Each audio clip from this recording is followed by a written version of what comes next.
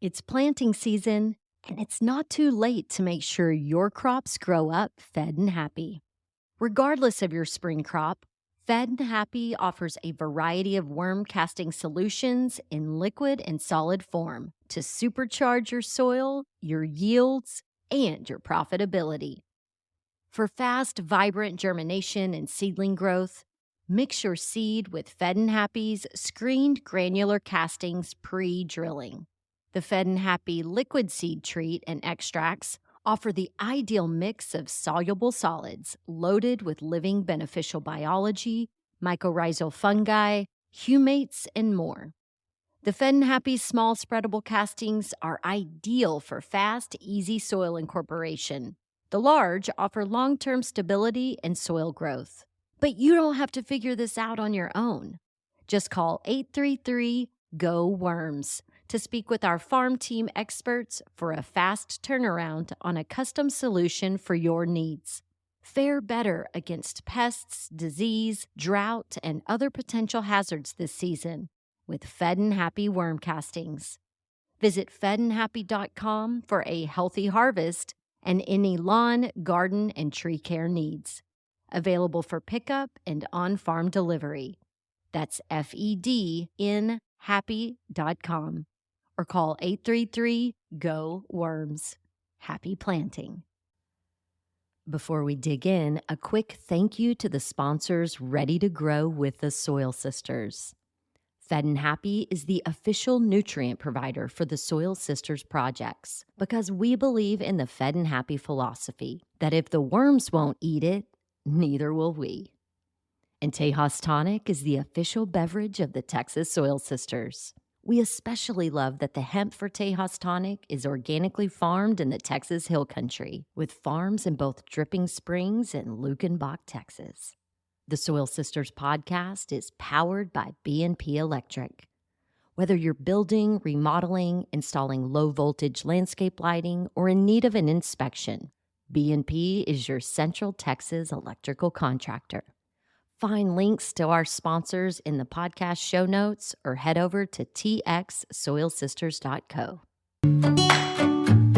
You're listening to the Soil Sisters podcast, where we dig in on family farming and ranching, regenerative agriculture, healthy living, and planting seeds in our community. We invite you to listen, subscribe, and grow with the Soil Sisters. Hi, y'all. Welcome to the Soil Sisters podcast. I'm your host, Joanna Newting, joined by my blood, soul, and soil sister, Crystal. Hi, sister. We are on location today at Windy Bar Ranch in Stonewall, Texas, thanks to our host, Michael Klein, who is the owner and steward of this ranch. He's a sixth-generation Gillespie County Texan. Giddy up. Michael, thanks for joining us. Thanks for coming out. I'm glad y'all could make it. Oh my gosh. We just stuffed our belly with a cowboy lunch, a tomahawk steak, some charro beans. Is that what you call them? What do you call those beans? Yeah, ranch style beans and some pickled chips. Pickles. Yes. Heck yeah. And after lunch, we're going to go dig post holes, right? Exactly. You're selling my dad. We need a power nap first. So, Michael, we're so excited to be here with you. You are just up the road, an hour and a half from where we are in Lockhart, Texas.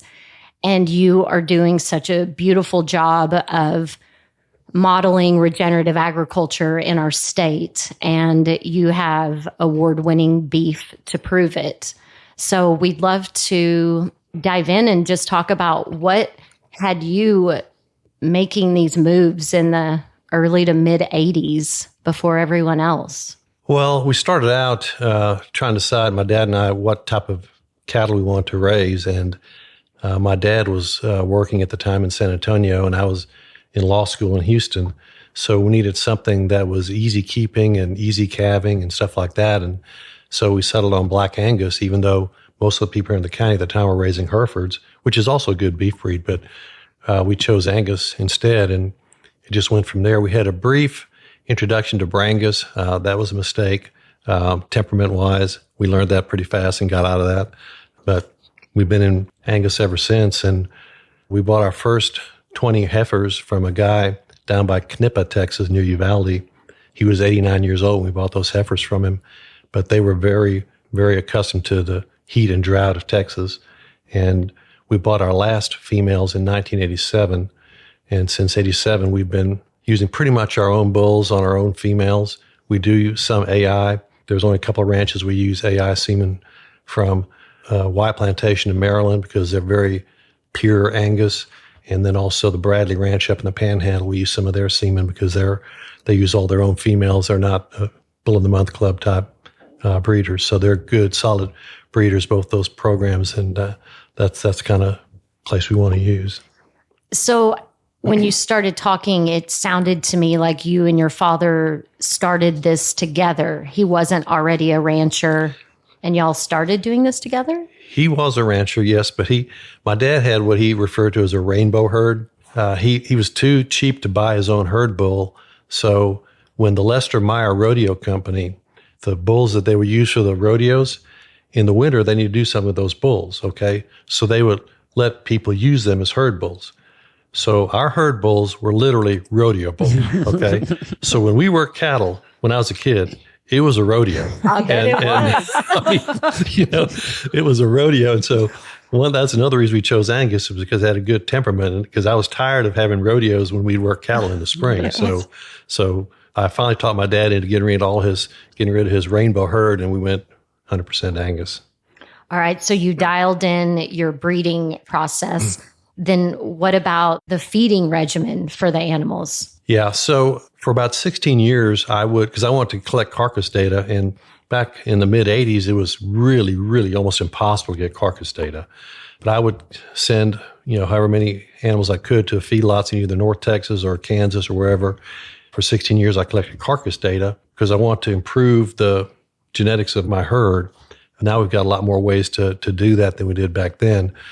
But I was tired of just sending cattle to a feedlot and then they go to a packer and you don't know where they go. Yeah. I wanted to be able to follow our animals all the way through the process and see them hit people's plates, to where we're raising good quality beef and I know who's benefiting from the beef, because I want to see the full circle of the process. Yeah. And so it started out with the local meat purveyor in Austin called me up one time and he said, the J.W. Marriott has a new chef and he wants to be able to put Texas steaks on their plates in their high-end restaurant, the 18 Oaks restaurant. And he said, I told him, I don't know where our steaks come from. He says, well, I don't care. I want to put Texas steaks on the plate. So this meat purveyor from Austin called me, says, because he knew our operation. He said, are you interested in trying that? So I said, sure. So that's how we got started, is the J.W. Marriott serving our Windy Bar Ranch steaks at their 18 Oaks restaurant in San Antonio. And they did that for about 10 years. And then the way restaurants work, you get a new chef, and then all of a sudden the new guy doesn't want you. So that's when we started selling to meat markets and restaurants in San Antonio and Austin. And that worked fine until like January of 2020, we had more orders than we could fill. And then in February of 2020, we had 0 orders because COVID hit. The restaurant shut down, the meat market shut down. And so we had to go to direct marketing to consumers. So we got our website up in about April of 2020. And I was really glad. It's kind of it's amazing how God does things and you think it's bad when COVID hits, but that's what forced us to start selling directly to consumers. So it was bad that COVID hit, but it was good in that it forced us to sell to consumers. And I'll never go back to wholesale again. We're always going to do retail beef sales directly to consumers because it's very rewarding and fulfilling to hear people come back to get their second quarter of an animal and talk about how much they enjoyed the beef and how glad they are to find someone who emphasizes quality of beef, not just saying, well, it's locally raised, but if it's half Brahma and half, whatever, it may not be that tasty or tender. Yeah. There's 1,000 directions I want to go right now, but the first is just like, okay, your margins. We know you're making way more money doing direct to consumer than you did doing the wholesale route. So what is it like as far as the amount of work that you have to put into it to get these higher margins? It's a lot more work because when we're selling to restaurants and meat markets, we would just take it to the processor, and from there, refrigerated truck would take it to the restaurants or the meat markets, whatever. Now we have to go to the processor, pick them up. We bring the animals back. We have a walk-in freezer, and then we have to divide it into quarters. The processor puts it into halves, but then if someone wants a quarter, we divide that half into quarters. So there's that, and then you have to schedule times for people to pick up their meat and stuff. But like I said, that's more work, but it's also more rewarding because you get to talk to the people and meet your community and get feedback. So Yeah. it's more work, but it's more rewarding. And that's what I assume, because a lot of what we hear is that this really amazing Texas beef that doesn't go direct to consumer, it gets shipped out of the country and goes to the highest bidder, and we get in our supermarkets crappy meat. People don't really even know what good beef is supposed to taste like. Well, and if you go to a supermarket, and I'm not trying to badmouth any supermarkets because a lot of them sell really good beef, but you don't know where that beef comes from. That may come from Argentina. It may come from Uruguay. Who knows? It may come from Mexico. But when that steak is sitting in the freezer there at the meat market or the grocery store, unless they source it and tell you where it's from, you don't know where that beef came from. Well, and even if it is sourced from another country, the way some of these labeling laws are, even with saying it's grass-fed, a lot of that stuff can be smoke and mirrors in just the branding and marketing of it. And so what I understand is that the majority of U.S. beef goes out of the country and we get fed the imported stuff.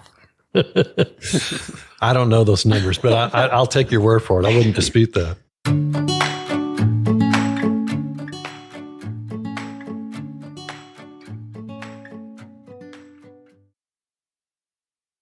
So when you were talking earlier, before we had lunch, you were showing us the genetic breakouts, the things that you have access to about your cattle. So, you started in the mid 80s, just really honing in, getting very specific on the genetics. And you talked about doing a carcass evaluation. So we know what you have access to now. What the heck does that entail? What did they do? Yeah, well, back in the old days, you had to collect carcass data, and you didn't know how good the carcass was till they killed the animal and you saw the marbling and the ribeye size. Mm-hmm. So, well, that would have been a good herd bull, but we had to kill him to see that he would have been good, So then we got into ultrasound in probably the late 80s, early 90s, and we started ultrasounding all our cattle as yearlings to measure their intramuscular fat or their marbling. And we used that for a while as our main tool, that and carcass data as well.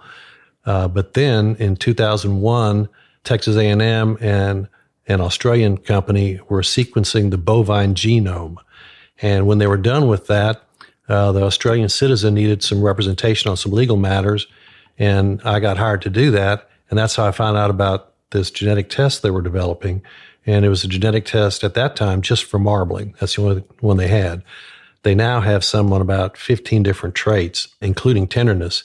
But the two we focus on now are marbling and tenderness. And so every herd bull we've got, every female we've got is going to have genetic tests for marbling and tenderness. And our herd bulls now, like one of our most recent ones, on a scale of 1 to 100, with 1 being the best, its marbling score is a 4 and its tenderness score is a 9. So that bull is in the top 10% for marbling and tenderness in a breed that's known for marbling and tenderness. So, nice. And that, as we keep going, will eventually, every animal in our herd is going to be like that. So over the next 5 years, I think our beef is only going to get more well marbled and more tender. I showed you this chart here this was in 2019 rather. The American Royal has a steak contest, and I read about it in an agricultural magazine. And so I told the guy that worked for me at the time, I said, Andrew, let's just pull some steaks out of the freezer, send them up there and see where we are in this. Are we the bottom, the top, and middle? Where are we? So we sent 3 steaks up there, and we came in 4th place. And I'm very proud of the fact that we beat everybody else from Texas, and everybody else from Texas had Wagyu in their beef. And Wagyu is used because it marbles really well. And these are producers, a lot of producers have to use Wagyu because they didn't pay attention to carcass traits, 30 years ago. But this taste test, it's a blind taste test, and we beat all these other Wagyu producers in Texas. So, and the reason I think we were there is because doing carcass data for 16 years and then doing ultrasound and then doing the genetic test for marbling and tenderness. So it just all kind of came together, and I'd like to enter this again, but they haven't had it since COVID. So as soon as they fire this up again, we're going to send some more steaks up there. And this time we might be a little more selective on what we send up there. Maybe have some special stuff we send up there. Yeah, maybe that tomahawk you fed us. It was delicious. So good. Well, the thing about the contesting and stuff like that, and, we talk about marbling. We grew up on a ranch. We're cattle ranchers' daughters.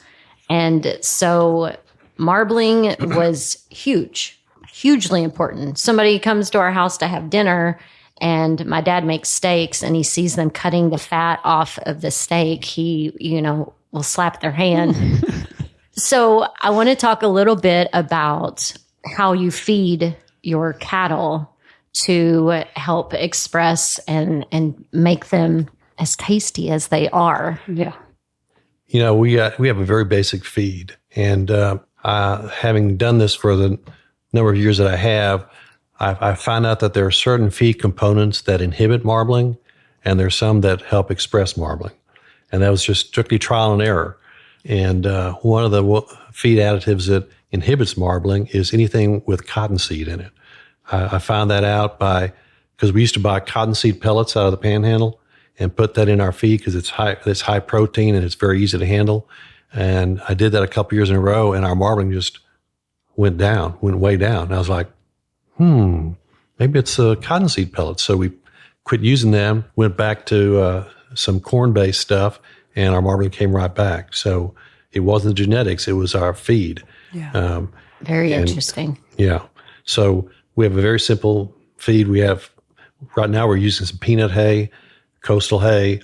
We have some vetch that we cut and made silage out of. So peanut hay, coastal hay, vetch silage, and then cracked corn and corn gluten. And that's our feed. But you don't do that the whole time. That's in the last, 90 days or? No, it's once we wean them, we start them on the feed, but they're not only gaining weight to be taken to the processor, they're also fertilizing our paddocks. So these animals that go to the processor, while they have feed available to them, they're on these grass paddocks, and they eat as much grass as they want or as much feed as they want. So it's not like a dry lot feed lot where the only thing they can eat is the feed in the trough. It's like the Golden Corral. That's right. It is. It's like they have a buffet, and we move them through these paddocks. So the buffet changes, every 30 days or whatever. And while they're in that paddock, they leave the manure behind, and that serves as our fertilizer. That's why we use very little commercial fertilizer. We do use some occasionally, like when we plant our winter oats, we do fertilize our winter oats. But other than that, we try not to use any commercial fertilizer or herbicides for that matter. So you have cover crops all in these fields that you've specifically chosen for your cattle. Can you tell us, kind of the combo that you're using? Yeah, in the fall, we'll plant various things. This last fall, we planted merit vetch, we planted some hairy vetch, planted ryegrass, and we planted winter oats. And we had one plowed field we planted winter oats in, but we also planted some no-till oats into some coastal. And so because we do that and because we got average rainfall this past fall and winter, we don't feed any hay to our cows in the winter. And they were rolling fat coming out of winter. I mean, in April of this year, our cattle were rolling fat because they had plenty to eat from those cover crops that we plant. And so when you said earlier that you used a little bit of fertilizer on the winter oats, that's in the one paddock where you actually plow. Yes. Yeah. And then like the vetch, one reason we like to plant that is because it's such a dense crop. It's real viney, and it only gets maybe 18 inches tall, but it smothers out all the weeds. And so when you get ready to harvest the vetch, you can either graze it or you can cut it for hay. We cut it for hay this year. And after you cut it for hay, there's no need to put a herbicide out because it smothered out all the weeds. So we cut it, baled it for hay, made silage out of it. And not only does it get rid of your weeds, it leaves behind about 150 pounds of nitrogen in the soil down in the root zone where the coastal can get to it very easily. So between the vetch and using our animals for processing to fertilize our paddocks, we just really don't need to buy any commercial fertilizer for that. I love this. Nice. And so you haven't, in the last 20 years, been using the conventional big ag model. Right. Yeah. And I loved how you said earlier that when you go into town to the feed store or whatever, that you're the weirdo that doesn't want what everybody else is using. Yeah. And when they see us come in the door, they're already starting to get worried about what we're going to ask them for. I want to know how you decided in 1984 to buy a no-till seed drill. That's a good question. I wish I could remember that.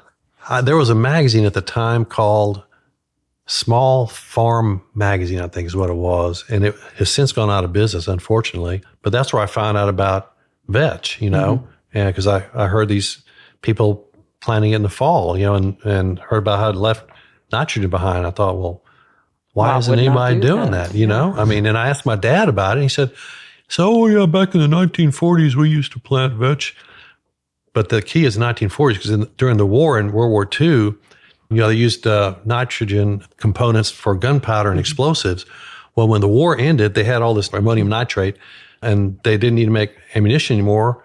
So they decided to sell it to farmers, and that's how the fertilizer habit got started, because it was so much easier to just put fertilizer out instead of planting vetch and doing it that way. So that's how the big ag got everybody hooked on fertilizer. And I got to admit, it's addicting. I mean, I can see how it happened. Mm-hmm. Yeah. It's definitely crack of the farming world. Yeah. Yes. And you hear about how in the high plains, some of their groundwater has high nitrate levels in it because they put so much fertilizer on their cornfields and stuff. I don't know if that's true. I've read that, but that's what I hear. The testing that was done at the ranch said that we needed 154 pounds of nitrogen per acre. That just blows my mind. Just plant some vetch and it'll leave behind 150 pounds. Well, we planted zero. We put zero. Mm-hmm. So, and that's what we were talking about earlier is our dad gave us access to this 80 acres to do what we wanted, but without a budget to, do it differently. And so, we just went cold turkey and, it doesn't look pretty. It doesn't look pretty, but it's just like, okay, this is the beginning phases of coming out of the... It's like getting over a bad haircut. Like just going to take a minute. There's a little bit, it's a little bit of acne out in the field, but it's not going to look good for a minute. We have to go through these growing pains. And I feel like it's so much easier for people to just be like, fuck it, let's put nitrogen on it. Yeah. I mean, it's very easy, and we could increase our production if we want to put 400 pounds of nitrogen per acre out. Our production would go way up, but that's not sustainable. I want to do something that's sustainable, so that I know I can do this every year, and as long as we get enough rain, I can keep doing it, and it'll keep producing sufficient forage for the cattle we've got on the place. Well, and more nitrogen is less nutrient density in the food. Like it just cancels that out. So you're doing better by cover cropping and giving your animals some nutrient dense food so that then your community that you're selling this meat to gets that benefit from that nutrient density. Well, and the other thing that we don't ever talk about is the health of our farmers and farm workers. Like it's poison. We're putting poison on our land to feed the poison to the animals that turn into the meat that's going to be poison fed to people. And it doesn't affect anyone more than the actual farmer and farm workers that are having to apply this stuff. And the cancers and the sickness and the dis-ease that comes along with it, it's like people want to sweep that part under the rug and not have those conversations. Yeah, I mean, I guess we couldn't feed everybody in this country if it weren't for big ag and big pharma. But I try to not use big ag or big pharma wherever possible. And like I was telling you earlier, we don't we don't use a commercial wormer for our cattle. We control the worms in our cattle by management, not by using big pharma drugs. And because I'm concerned the big pharma drugs, if you worm your cattle with that, I'm afraid it's going to kill the dung beetle population. And we rely heavily on dung beetles to incorporate the cattle manure down into the root zone so the grass can have that as its own natural fertilizer. Well, and we can testify that that is exactly what happens. Exactly. And of course, when you have these number of 7-acre paddocks, and so you said it every 2 to 3 days, you've got 30 head of cattle rotating through that. So there's constant motion. They don't have time to sit there in their own funk and get sick or whatever. Yeah, we also don't use, most cattle producers use these fly ear tags, You'll notice our cattle don't have fly ear tags because, the fly's life cycle is 28 days. So by keeping our cattle moving around, by the time the flies hatch, the cattle are way away from there. Yeah. And so we don't have to use fly ear tags in our cattle either because, again, it's a management thing, just like controlling worms in your cattle is a management thing. Do we have flies? Yeah, everybody's got flies. Do we sometimes, if we have a problem, will we spray for flies? Yes, we will if we have a problem. But by management, we can keep that to a minimum. Okay, so you have created, you said, like a wagon wheel. And so these plots are like spokes along this wheel. And you have an alleyway that you can drive the cattle through. Because it's so close and efficient, are you just using an ATV? Do y'all get on horses? How are you moving the cattle? Horses would only slow us down. Yeah, we only use, people ask me if we have horses, and I say, yeah, we have a Japanese quarter horse, Yamaha. That's it. We got 2 4-wheelers and a mule, a Kawasaki mule, and that's all we use. And, it's so easy to move the cattle. They know when they're going to get moved, and they're real easy to move. And of course, disposition, we call heavily on disposition. If there's an animal that has a bad disposition, they get a one-way ticket to the auction, because it's a safety issue too. I don't want any of our employees getting hurt by a crazy animal. So if we get a crazy animal, as soon as we can, we take them to the auction. Yeah. I interviewed Gabe Brown a couple of years ago, and he talks about the electronic gating system and that sort of thing. Do y'all have that, or do you not even need that? We don't have that. I'd be curious to see how they use it. I haven't really seen that in action, but we just move them from paddock to paddock. And like I said, they follow us we can take a sack of cubes if we want to, or we can call them. We do the cattle call. And I know one time a friend of mine from Houston was up here, and the cattle are down at the other end of the field. And I told him, I said, I can have those cows up here in 10 seconds if you want to see them. He looked at me like, what are you talking about? How are you getting over here in 10 seconds? And I went, woo, woo. You like that? All of a sudden, they all came running. It was like, wow. Yeah, they are trained like large puppy dogs. That's right. Yeah. Yeah, our dad does a little whistle. Crystal, you're a good whistler. Nope, you want to show? not doing it. So what advice do you have for existing farmers and ranchers, or, like we talked about earlier, we have a lot of people that are, in this generational gap of their parents' ranch. They know nothing about it. They're not interested. They end up selling. So we have a lot of new stewards of Texas farm and ranch land. So what advice do you have for them to adopt this type of operation? Yeah, it concerns me, because just like here in Gillespie County, every time a 150-acre tract gets sold and made into ranchettes, I lose a registered bull customer. That's somebody who maybe before had 20 cows and needed a bull. Well, they just sold their property. They don't need a bull. So most of our registered bull buyers are now from out of county, from west of here, because east of here, so much, it's all getting subdivided, like between Stonewall and Austin. When I went to UT in my first year in the fall of 1974, there between Stonewall and Lamar Boulevard in Austin, there was a blinking yellow light in Johnson City, a blinking yellow light in Dripping Springs, and that was it. Okay. So you could drive from Stonewall to Austin in 60 minutes pretty easily. And there were no red lights, or not a single red light, just maybe 3 blinking yellow lights. But that's just the way everything is getting chopped up here in the hill country, unfortunately. And I mean, I hope that I can keep producing this beef as long as possible, because I want to keep doing it. And I always try to encourage other people to do it too. There's been many people who've come here who are already in a direct marketing operation, and they want to see what we do. And I share any bit of information they want. I'm not worried that they're going to be a competitor. I welcome the competition. And I think based on our genetics, we can help improve anybody's direct beef operation. I think we can do that. And with the kind of numbers we have on marbling and tenderness, it's not like somebody's going to pass us up. Yeah. We're at the peak. So we're at the tip of the spear. So I'm not worried about competition. Maybe I should be, but I'm not. So what I'm hearing is just call Michael. Yes. He's an open book. Please do. You're going to have a consulting business on the side when this is over. We give ranch tours. Like a couple of years ago, the ag guy from Kaufman County, east of Dallas, he called me up and he said, "Hey, would you mind if we came down and could you give us a ranch tour?" Sure. So they came down and had 2 big old Greyhound buses. They brought like 80 people from Kaufman County.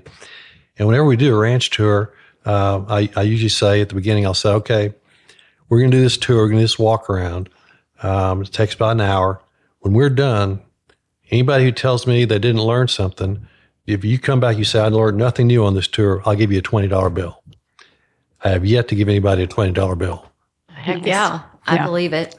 I learned about the meter app today. I learned something new. I'm not getting $20.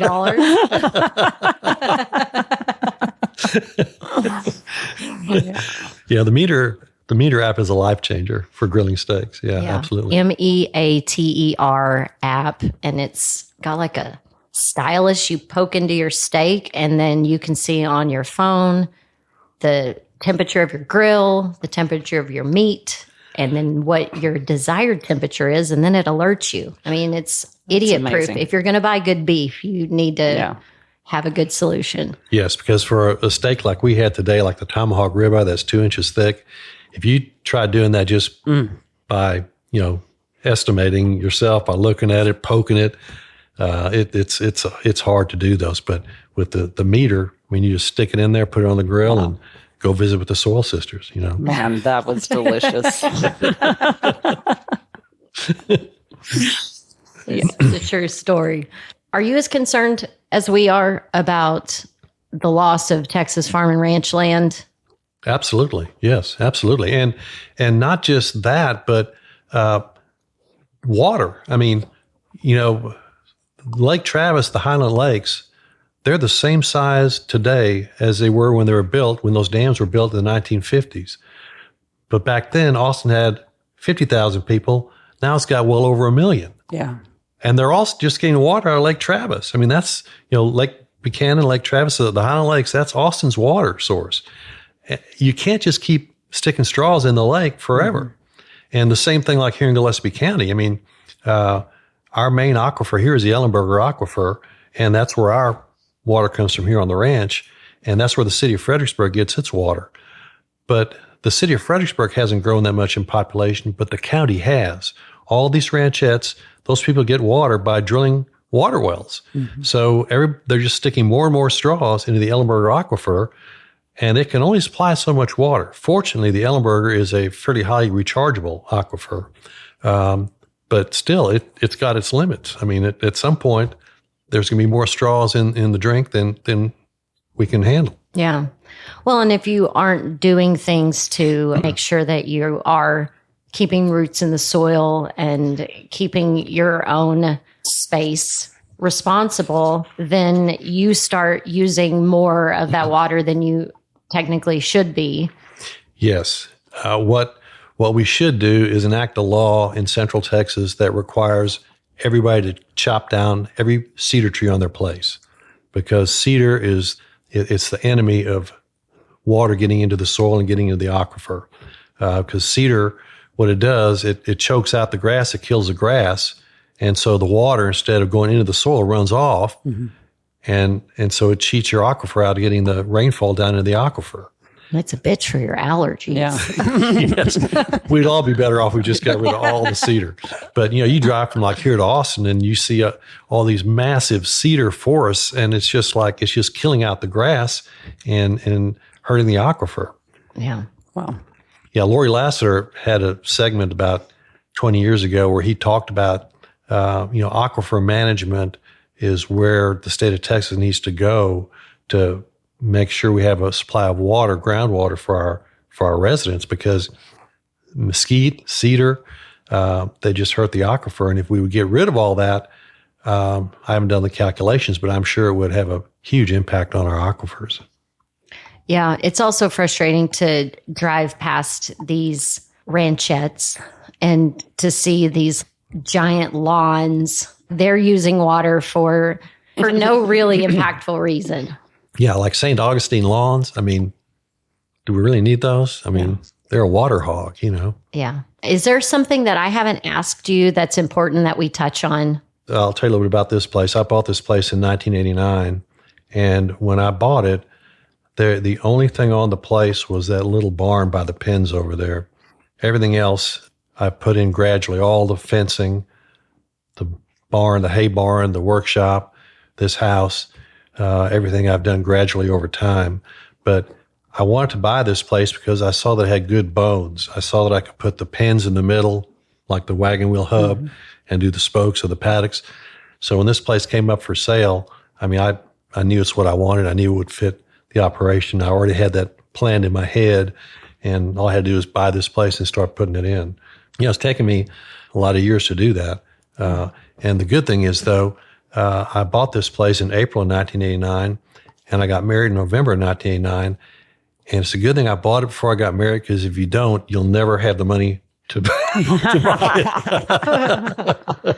Because once you start having kids and you start spending money on school and braces and everything else, then, once you're making that monthly mortgage payment, once you got it in place, you're set. So how many acres is Windy Bar Ranch? It started out as 100 acres. I bought, the first was 100 acres, but then whenever I could, I would buy little pieces next to me.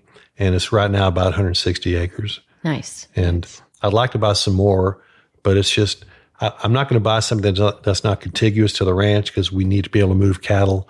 I'm not going to buy something that's, 5 miles away. Yeah. Yeah. So if you were to make a plea to your daughters who aren't ranchers, or to just young people in general, to get them more excited and curious and interested in farming and ranching, what would that be? Maybe start a garden, and then let your kids see that, what you can grow and how good it tastes.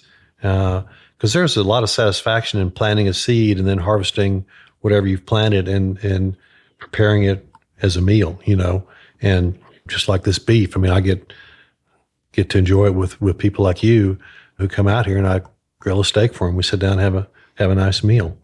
So get them involved, Yeah, it is interesting. I was at my best friend's house, and I had prepared a meal and had used beef from our ranch. And Jesse, my best friend's son, who's 8 years old, he's like, "What? You killed one of your cows?" He's like, "Why didn't you buy this from the grocery store?" And it's just like, Oh, Lord. oh my goodness. Oh my goodness. Like, there's such a disconnect of like, where does our meat and produce come from? Yeah. When people talk about this, factory produced beef now, how that's going to be better for society and stuff. I'm like, in the book of Genesis, they talk about cattle. Cattle are mentioned in the book of Genesis. The oldest historical record we have, they're talking about cattle. So we've been eating cattle for thousands of years, Yes. And why would we want to go to factory produced beef? Or bugs. Yeah, pass. Yes. Yes. Hard pass. Yes.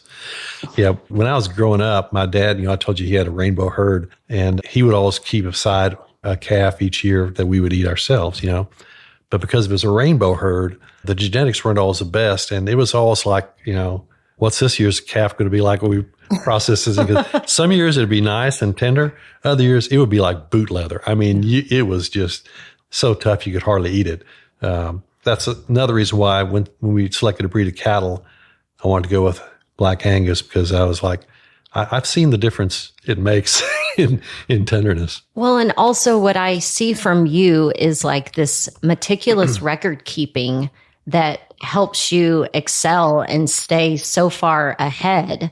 I haven't seen someone do that. So for me, it's like, yeah, that's the power of creating that farm and ranch plan and like having a vision, knowing where you want to go, and being a creator instead of a reactor. And one of the things I try to do whenever I'm hearing somebody's picking up beef, I try to show them this Angus app on my iPhone that I showed you earlier. And when I show them that all this information, all these statistics that we can access on any animal, like birth weight, birth date, weaning weight, yearling weight, hip height, all that stuff. And I show them that, and they're shocked.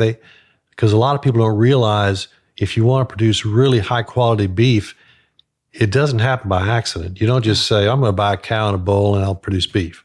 If you really want to have the top quality stuff, there's a lot of record keeping and planning that goes into that. And people are just amazed when I show them that Angus app and all the information we collect on our animals and our cattle. Well, and I also think you as a human have this attention to detail element about you. I mean, all this woodwork in this house is amazing. Yeah, I have a little OCD. So, you know what? It serves you. It serves you well. It serves you and your customers. Absolutely. I mean, that's a delicious steak. Yeah. And I would say to go to Windy Bar Beef, but I mean, he's sold out of beef till the fall. Yes. Yeah. It's a good problem to have. Yeah. Yeah. Well, if people do want to follow along on your journey, where do you engage with customers? I post to Instagram every now and then, about maybe once a month. If I see something on the ranch here that I think people would be interested in, I'll post on Instagram. Like the last post I did was a picture of two buzzards in our buzzard barn. And the reason we call it the buzzard barn is because some female buzzard about 10 years ago started using that as her nest. It's an old barn. We don't use anything else. It's a shabby old barn. But she found it, and like this year, she only has two buzzards every year, and they're ugly as can be. When they're small, that's the cutest they're ever going to get, and they're still very ugly. But I posted that picture on Instagram here the last month or so. So something like that, I'll post on Instagram, and like when we were cutting the vetch hay this spring, I posted a video of that, show people how we cut and wrap the silage bales and stuff. So what is that Instagram handle? I don't know. I'm guessing it's Windy Bar Ranch or something, maybe Windy Bar Beef or Michael Klein. I will find it, and I'll find it and then make sure it gets put in the show notes. I could ask one of my daughters. They would know, but I don't know. And your website is Windy Bar Beef? Windy Bar Beef and Windy Bar Ranch, but the Windy Bar Ranch website is very outdated. I'm working on updating it. But Windy Bar Beef, we keep fairly current. So right on. Yeah. I'll send out an email to my Windy Bar Beef customers maybe once a month or every 2 months. And when it started out, the first year or so, there were only maybe 200 people on the email list. Now there's like 1,800. So when I send out an email now and I say, we're going to be short on beef this summer, so get your name on the list now. I mean, it's like 100 people hit it. You know, it's not like 5 years ago and 3 people might respond. I mean, we got a big enough customer base now to where we got a lot of customers out there. Well, and so that is, to me, the opportunity, everyone. You know, it's like we don't have to fall into the big ag model and, you know, sell our beef or our, you know, whatever animals, produce at this commodity pricing. There is a market. People do want healthy, nutrient-dense food. And so being a localvore, being able to tap into your local market of awake, smart, health-focused consumers is a way to make more money for your operation and not have to deal with the headaches of big ag and big business. COVID. Yeah. And, you know, earlier you had said in order to feed our population, we kind of have to do this big ag thing. But the money that taxpayers put into these programs are funding the crap, the processed foods, the fake foods. And it's not doing anything for us as, healthy, conscious humans. So, we have to, as consumers, direct our money to a more responsible place that is taking care of the people that are taking care of Mother Earth, our animals, and ultimately us. Yes. I mean, what we had for lunch, with you, that is real nutrition. Yes. And, a lot of times we don't know what we're getting in the grocery store, and people don't know shit about the farm bill. They don't know what's happening. And, I was having a conversation with a guy one evening. We're talking about how do we get people in the cities? How do we get people in Austin that live in these high-rise condos that shop at Whole Foods or have their Whole Foods delivered to them and never even step foot in a grocery store? How do we get them to understand the urgency of what's happening in farming and ranching? And people are motivated by money. They need to be invested in it. So how do we create these opportunities for city slickers to invest in farming and ranching so that when there is a farm bill issue or there is something, a proposal on their county ballot, that they care about it, they're invested in it. So, I think whenever we were talking to Dax Hansen of Oatman Farms, the plea is be a responsible consumer, like pay attention to where you're putting your money and find a Wendy Bar beef wherever you live. Yes. There's no more meat to be had here, but there is someone where but you can get on the waiting list. You can get on the waiting list. Get on the waiting list and then find somebody else that, support your local farmers and ranchers. Go out, find them, shake their hand, ask them to come check out their operation. I'm sure that they would love to give you a tour. Yeah. I tell people there's nothing we do here that I won't show you or let you watch. I mean, it's a totally open thing. If you want to come watch us work cattle, come on out. Anybody's welcome to see anything on the place. There's nothing we hide from anybody. You can see everything we do and everything we've got. Something you said about the government programs, I think it was Ronald Reagan who said the 9 scariest words in the world are, "I'm from the government, I'm here to help you." Oh, gosh. I think something like that. So just give me an example of how government a lot of times does not help. Right now, if you go west here in particular, these Canadian thistle are just taking over everybody's pastures. Okay, they're an invasive thing. When my ancestors brought seed oats and seed wheat along from over here from Europe, they unwittingly brought thistle seed along with them because it's so small you couldn't see it. What they didn't bring was the predators. Okay, that's why they don't have a huge thistle problem in Europe, is because they have the natural predators there to keep the thistle population down. Well, about 20 years ago, when this thistle started getting bad, we leased a place out near Morris Ranch, southwest of Fredericksburg.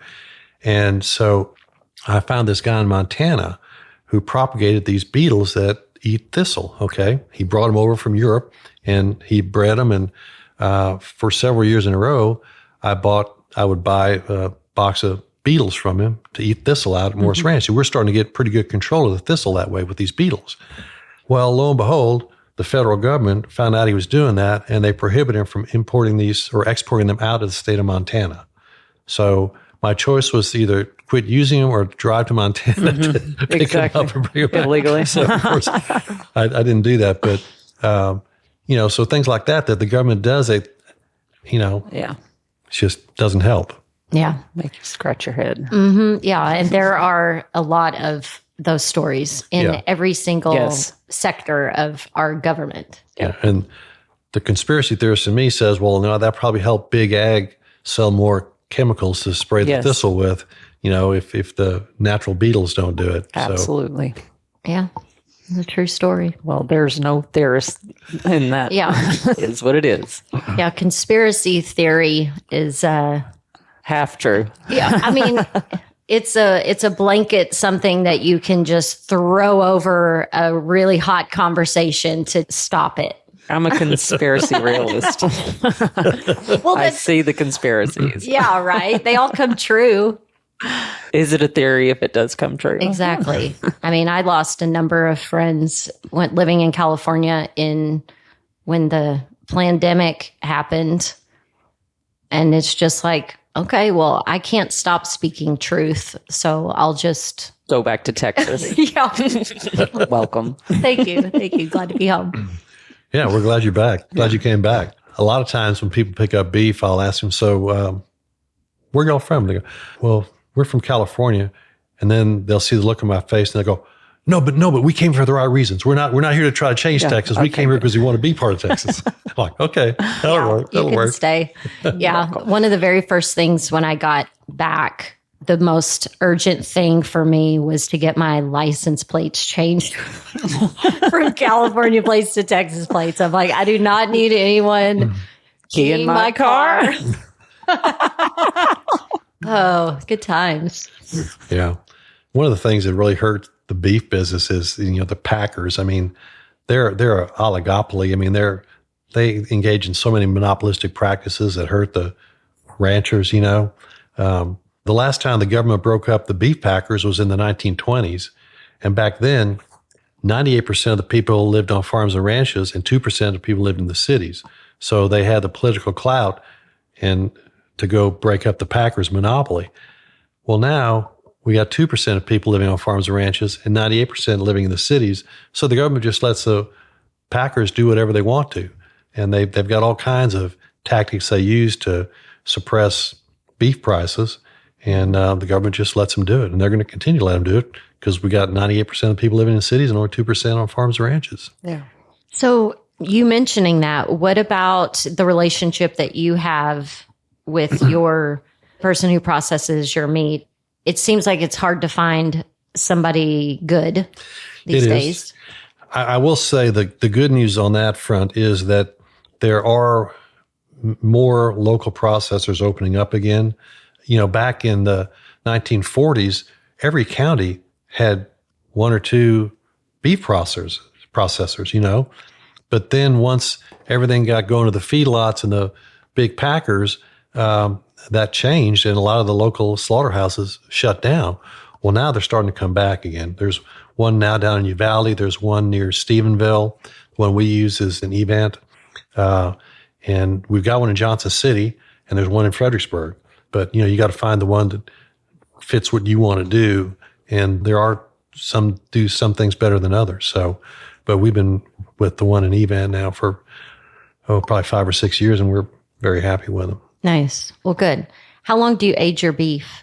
21 days is what they will allow us to age it. I'd like to do 28, but they only let us do 21. That's one of the things. The USDA? I'm sorry? Who's they? Our processor. Okay. Because of freezer space. Okay. Got it. People say, well, what's the difference between your beef and beef in a grocery store? One of the big things is dry aging.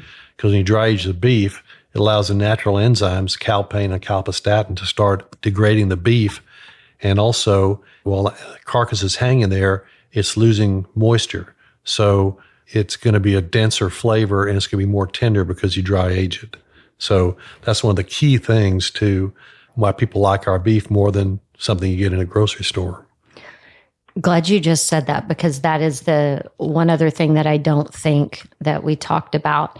That people think that, grass-fed, grass-finished beef is the way, but there's less marbling in beef that is fed that way.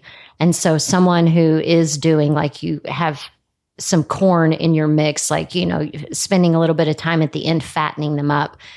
Talk a little bit about that and just educate consumers on why that's the way. Yeah, it gives them extra carbohydrates and allows them to, when an animal's doing well, they deposit intramuscular fat because they're having a good time and they're saving that for the bad times. Well, we harvest them before they get to the bad times, so we keep the intramuscular fat in the beef. An animal that doesn't have a lot of intramuscular fat is not preparing itself for the hard times, okay? So by feeding them something with some corn in it, we improve that intramuscular fat, and it's it cooks out, when you grill a steak, but it makes it more tender and more flavorful. For sure, more flavorful. So how long are they on that feed? Well, we wean them at about 8 months of age, roughly, and then we harvest them at about 22 months of age. So they have access to our feed product for a good length of time. But they're also eating grass at the same time, too. So, except in parts of 22 and 23, when we had the drought, we didn't have any grass. So then they were relying only on what we were feeding them. And that gets back to something I was telling you earlier when people ask me why we're not grass-fed. And I tell them because we're west of the 90th meridian. And they have a blank look on their face. And the 90th meridian is roughly I-35. And the 90th meridian is where Lewis and Clark delineated between the lush eastern part of the United States and the dry desert west part of the United States. And we're west of I-35. So for us to do grass-fed, we would have to have massive irrigation going on because we just don't have the kind of grass. You can find it like in Oregon and Washington and California, and you can find it on the East Coast up, through East Texas even. But once you get west of I-35, it's just a whole different world. Yeah, that's a true story. Well, Michael, thank you so much for your time and for the sustenance and the fellowship and for giving us a tour of this amazing home and all of the really, really cool things that you've done here. Well, thanks for coming out. I appreciate y'all coming out. And anytime you can come out, let me know. I'll put another tomahawk on the grill. I will let you know. Heck yeah. We're going to put a date on the calendar before we leave.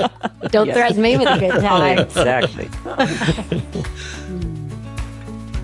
Connect with the Soil Sisters at txsoilsisters.co. Submit questions, guest or show ideas, and sponsorship inquiries. The Soil Sisters podcast was created and produced by Joanna Nuding. Editing and sound design are in the capable hands of the PodConnects Podcast Network.